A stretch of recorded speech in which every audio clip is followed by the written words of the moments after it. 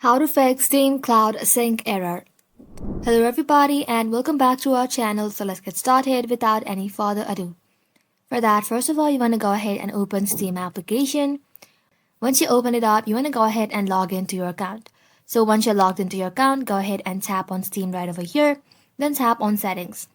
Inside settings, simply tap on cloud, and then you want to go ahead and enable Steam Cloud right over here.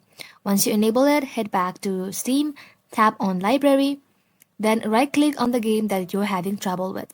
Right click onto it, then tap on properties. Inside properties, simply tap on install files and then simply tap on verify integrity of game files. Once it is done, head back to your Steam, then from here tap on Steam. Tap on settings. Inside settings, you want to go ahead and tap on storage, and from here click on the three dot, then tap on repair library. Once you do that, it's gonna go ahead and download all of the games available in Steam again. So once you're done, if it still does not fix your issue, you wanna go ahead and tap on downloads.